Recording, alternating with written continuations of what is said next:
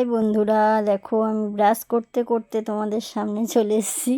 আমি ব্রাশ করছি, মেন কথা আমি একটা হনুমান দেখেছিলাম, ওটা দেখাবার জন্য ক্যামেরাটা অন করছি, দেখছি হনুমানটা চলে গেল। তাই ব্রাশ করছি আর তোমাদের সামনে একটু এলাম। দিয়ে এই যে স্নান করে চলে এসেছি। আজকে হচ্ছে বৃহস্পতিবার, আজকে শাশুড়ি মা বাড়ি নাই, তাই আজকে পুজো দেবো। আর আমি সব পুজো দিলে সকালেই দিই। এই দাদাভাই যাওয়ার আগে আলপনা টালপনা দিয়ে রেখে দিলাম। দাদাভাই ডিউটি বেরিয়ে যাবে, তারপরে পুজো করব। এই যে আলপনা দিচ্ছি, তাই তোমাদের সাথে একটু শেয়ার করছি যে দেখো আলপনা দিচ্ছি।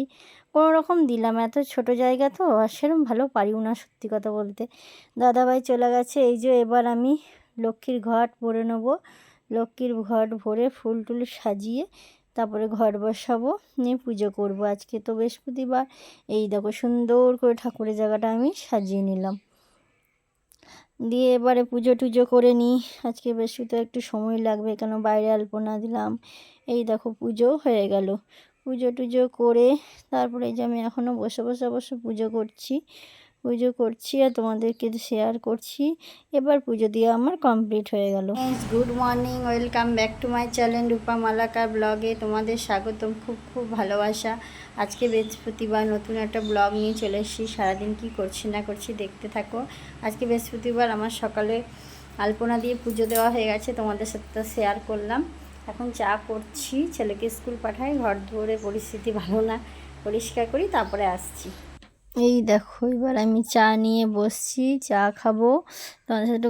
মেন কথা এটা, আজকে তো বৃহস্পতিবার, আমার শাশুড়ি মাই পুজো করে, কিন্তু আমি পুজোটা করলাম কারণ মা নাই। আর মা না থাকলে আমি সকালেই করি, কারণ ছেলে স্কুল পাঠানো আছে, দাদাভাইয়ের ডিউটি আছে, আমার আবার রান্না আছে। এবার রান্না করতে করতে বেলা হয়ে যায় 12টার পর বাসন ধোয়া, সমস্ত কিছু করে পুজো দিতে দিতে 1:30। তাহলে অত দুপুরে কি মায়ের ঘট পাল্টায়? মা লক্ষ্মীর পুজো সকাল সকালই করা ঠিক। ওই জন্য সকাল সকালে আমি পুজো দিয়ে দিলাম। পুজো টুজো দিয়ে এবারে চা খাবো। চা করে খেয়ে আস্তে আস্তে কাজ করব। এই দেখো আমি চা বসিয়েছি। চা হয়ে গেলে আজকে দেখবে 2 কাপ চা। কেন বলো তো, আমার ছেলে আজকে একটু চা খেতে চেয়েছে, ও তো চা খায় না। নিয়ে এই যে এখন চা নিয়ে বসে গেলাম। চা নিয়ে বসে এই যে চা খাচ্ছি। চাটা খেয়ে নিই, তারপরে ছেলেকে স্কুল পাঠিয়ে ছেলের সাথে গল্প করছি আর চা খাচ্ছি। কী করবো বলো, একা একা চা খেতে ভালো লাগে না। আজকে একটু ছেলেকে পার্টনার পেয়েছি, বেশ ভালোই লাগলো। একসাথে চা খেলাম ছেলে আর আমি। ঘরের পরিস্থিতি খুবই খারাপ, দেখেছো? ঘর পরিষ্কার করিনি, আমি একদম লেতে বিছানায় একেবারে পড়ে গেলাম। সত্যি কথা বলতে সকালবেলা স্নান করেছি তো ঘুম ঘুম ভাব লাগছে। ঠিক আছে, এই যে উঠবো এবার, কাজবাজ করবো। এই যে উঠেও গেলাম, বিছানা টিছানা পরিষ্কার করলাম, ঠাকুরের বাসন এঁটো বাসন বার করে দিলাম, সমস্ত কিছু হয়ে গেছে। ঘর পরিষ্কার পরিচ্ছন্ন করা হয়ে গেছে, সবই হয়ে গেল। এই দেখো বাইরে এইটুকুই আলপনা দিয়েছি, কারণ বৃষ্টির সময় তো তাও থাকেনি, জানো তো। আজকে ফ্রিজের অবস্থা তোমাদের সঙ্গে শেয়ার করছি, দাঁড়াও। ফ্রিজটা এই দেখো হালকা হালকা রোদ বেরোচ্ছে। ফ্রিজটা এত পরিমাণে, এই দেখো ফ্রিজটা এত পরিমাণে বরফ জমেছে যে মনে হচ্ছে এবার আমি বরফের দোকানও দেবো, বুঝলে? সেই মাছের দোকানে নেয় না বরফ কিনে, ওরকম আমি ভাবছি একটা দোকান দেবো, যাতে আমার কাছ থেকে বরফ কিনে নিয়ে যাবে। দেখো একটা চাক বার হয়ে গেল বরফের।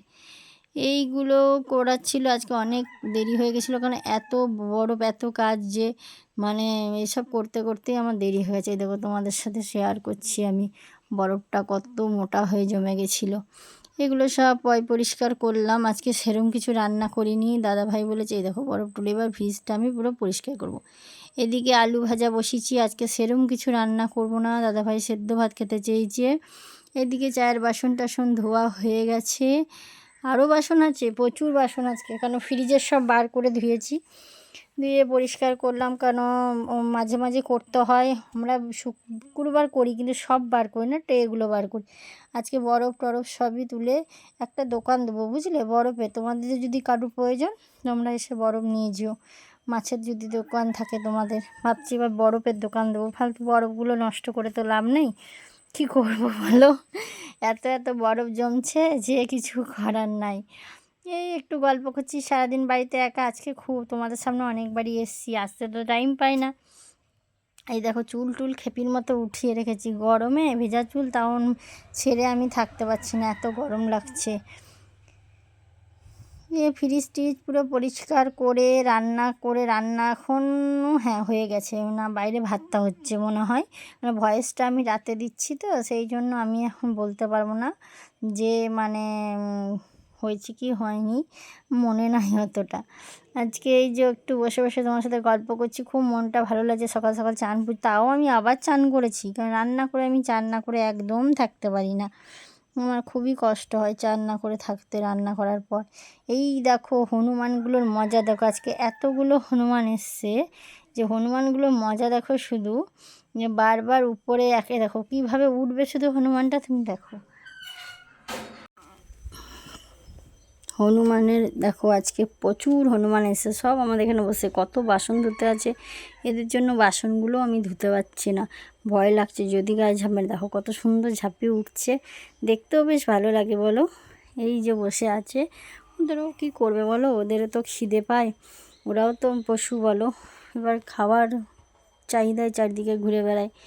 এখন তো মাঠে ফসল সেরকম হয় না, শীতকালে হলে নানা রকম ফসল পাই, খাই। এই দেখো দেখেছো সব আমাদের বাথরুমের ছাদে বসে রয়েছে, কত সুন্দর পা ঝুলিয়ে লেজ সুন্দর লেজ নামিয়ে বসে আছে, দেখেছো, দেখতেও বেশ ভালো লাগে। এই যে এবার দেখেছো, এবারে এলাম আবার তোমাদের সাথে একটু গল্প করতে, এই রান্না করছি আর তোমাদের সাথে গল্প করছি। এখন রান্না হয়ে গেছে কমপ্লিট, 11টা কত বাজে দেখো, আমার ফ্রিজ একদম ক্লিন হয়ে গেছে, কত সুন্দর লাগছে দেখতে। ফ্রিজটা পরিষ্কার করার পর বেশ ভালোই লাগছে। আজকে রান্না করেছি, ভাত আছে, আলু সেদ্ধ আছে, পেঁপে সেদ্ধ আছে, পেঁয়াজ লঙ্কা ভেজে রেখেছি মাখবো, আলু ভাজা আছে, আর আলু ভাজা আছে, দাঁড়াও তোমার সঙ্গে শেয়ার করছি আস্তে আস্তে, আর পরে দাঁড়াও দেখছো ভাতটাকে আবার দেখাচ্ছি, মাথাটা গেছে দেখো, ডবল করে দেখাচ্ছি, মাথাটাই গেছে। এখানে আছে মুগের ডাল, দেখো পড়ে যাচ্ছে এক্ষুনি, মুগের ডাল। আর এখানে আছে শাক ভাজা করেছি, শাক ভাজা, আর কালকেকার একটু ভেন্ডির তরকারি আছে, আর নিচে আছে মাছ পোস্ত। আর তোমার ভেন্ডির তরকারি মাছ পোস্ত এগুলো একটাও তোমাদের দাদাভাই খায় না বাসি, ওর জন্য আবার ডিমের অমলেট করে দিলাম, ওর জন্য কি আমার ছেলের জন্যও করেছি। এবার আরেকবার স্নান করতে হবে বুঝলে, গরমে আর ভালো লাগছে না। এই যে এবার স্নান করে আমি চলে এলাম, এসে এই যে বসে আছি, বসে বসে টিভি দেখছি, আর কি করব বলো। এরপরে দাদাভাই এসছে, দাদাভাই বসে আছে, এরপরে খাবার খেয়ে শোবো। এত গরম লাগছে আর শরীরটা খুব একটা ভালো লাগছে না, মাথাটা প্রচণ্ড যন্ত্রণা করছিল, যে খেয়ে চলে এলাম, এবার একটু শোবো। ওই বসে বসে ছেলের সাথে টিভি দেখছি, কি করব, এত গরম যে বলা নয়, লাইন খুব মানে প্রবলেম করছে। এই দেখো দুপুরে খেয়ে দিয়ে শুলাম, শুয়ে শুয়ে একটু গল্প করছি যে একটু ঘুমাই, তারপর তোমার সামনে কিন্তু দুপুরে ঘুম হয়নি। ছেলের পড়া থাকলে আমার টেনশানে ঘুম হয় না, যে উঠতে পারবো তো, ঘুমিয়ে যাবো না তো, এই ভেবে আমার আর দুপুরে ঘুম হয় না। ছেলের পড়া থাকলে হাই উঠছে দেখেছ, কিন্তু ঘুম আর হলো না, কি করব বলো। এই যে বিকালবেলা উঠে গেলাম, উঠে বসলাম, দেখো চোখগুলো ফুলে গেছে। এখন কি দেখছি জানো, দেখছি আমার ছেলের পরীক্ষার রুটিন দিয়েছে, তাই দেখছি, ঘুমাইনি তাও চোখগুলো দেখো ফুলে গেছে। ছেলে রুটিন দিয়েছে পরীক্ষায়, তাই দেখাচ্ছে মা দেখো রুটিন দিয়েছে, তাই একটুখানি দেখছি ছেলের রুটিনটা। দেখছো সকালে ভয়েস দিচ্ছি বলে কীরকম মুরগি ডাকছে। এই দেখো রুটিনে কি কি আছে, ছেলেকে বললাম, ছেলে তো দেখালো, দেখিয়ে রুটিনে গেল। আমার দেখেছো যে ঘুম ঘুম ভাব কাটছে না, ঘুমই তো হয়নি, কি করব বলো। এবার দেখো তোমার দাদাভাই জানো তো প্রত্যেকবার যখনই বাজার যায় 1 কিলো লঙ্কা, 1 কিলো আদা, 1 কিলো রসুন, 10 কিলো 5 কিলো করে পেঁয়াজ আনে। আর যেহেতু ফ্রিজটা পরিষ্কার করেছি সেহেতু এইগুলো একটু করে হাওয়াতে ঝুড়িতে ছড়িয়ে রেখেছিলাম। আবার এই যে আমি একটা কন্টেনার করে ভরে রাখছি, এগুলো এই কারণে এরকম করে রাখি, কারণ দাদা 1 কিলো করে জিনিস আনে, এর কত দাম এখন জিনিসের বলো তো, নষ্ট হলে কতটা গায়ে লাগে, কম দাম হোক আর বেশি দামি হোক, জিনিস নষ্ট করতে আমার খুবই কষ্ট লাগে। এরকমভাবে যদি রাখা হয় না তাহলে নষ্ট হয় না, এইভাবে যদি বন্ধ করে রাখা হয়। এই দেখো দেখেছো লঙ্কাগুলো ঢেলে দিলাম, এইভাবে রাখবে দেখবে জিনিস নষ্ট হয় না। এখানে 1 কিলো রসুন, এখন রসুনের দাম বলে 300 টাকা কিলো, তাহলে কতটা নষ্ট হলে গায়ে লাগবে বলো রসুন। তার জন্য এই যে এরকম করে ভরে ভরে আমি ফ্রিজে রেখে দিই, একটা জিনিসও নষ্ট হয় না, বরঞ্চ ভালো থাকে, যেমন টাটকা থাকে তেমনই থাকে। তো রসুনটা একটুখানি শুকনো দেখছো, কারণ এই রসুনটা দুবারে আছে, এখানে 1 কিলোর বেশি রসুন ছিল, খাওয়া হচ্ছে। এই যে সব হয়ে গেল ভরা, এবার যাই গিয়ে ফ্রিজে আবার ভরে দিই, ফ্রিজে ভরে রেখে দিই যেরকম থাকে। আর এখানে কটা ভেন্ডি, অর্ধেক পেঁপে আর একটু কুমড়ো আছে, একটা পটল। আর দেখছো তো এই একটা কটা রসুন, কারণ রাতে মাংস করেছিলাম, তোমাদের সাথে শেয়ার করতে পারিনি। রাতে প্রচণ্ড লাইনের ডিস্টার্ব, ফোনে সুইচ অফ করতে হয়েছিল, প্রচণ্ড বৃষ্টি বাজ পড়ছিল, দিয়ে ওই জন্য তোমাদের কিচ্ছু শেয়ার করতে পারিনি। রাতে মাংস রুটি করেছিলাম, তো সেদ্ধ ভাত করেছিলাম। এই দেখো আমি কটা রিলস করে এলাম, রিলস করে এসে তোমাদের সামনে বসে বসে একটু গল্প করছি। আর এই দেখো চুলটা পুরো ভিজে গেছে ঘেমে, কারণ উপরে ফ্যান চলছিল না, রিলস করেছি দোতলায়। এই যে চুল টুল বেঁধে এলাম, এসে তোমাদের সাথে একটু গল্প করে তারপর দাদাভাই আসবে, তারপর একটু টিফিন খেলে দেবো। টিফিন ও না, তারপরে দাদাভাই আসার আগে স্যার এসেছিলো, স্যারকে চা করে দিলাম। দেখো ছাগলগুলো আমার ঘরের সামনে সব দাঁড়িয়ে আছে, তাই একটু দেখালাম। ছাগল, হনুমান। তারপরে দেখাবো, দেখো আমাদের কুমড়ো গাছটায় ফুল এসছে, অনেক বড় হয়ে গেছে, জানি না ফল হবে কি না। ফুল আর শাক তো খেতে পারবো, ফল না হলেও। তাই বেশ দেখালাম গাছগুলো একটু একটু করে। আমাদের আম গাছটাও কেমন হয়ে গেছে। এই যে হাফ কাপ চা আমিও খেয়ে নিলাম, কারণ ঘুম হয়নি তো, মাথাটা যন্ত্রণা করছে। যন্ত্রণাটা আমার 2-3 দিন ধরে। এখন আবার দেখো চুলটা গুটিয়ে নিয়েছি, খুব গরম তো, লাইন একবার যাচ্ছে একবার আসছে, এরকম হচ্ছে। রাতে তো লাইন অনেক জ্বালিয়েছে। এরপরে আর তোমাদের সামনে আসতে পারিনি, দেখো বৃষ্টি নেমে গেল।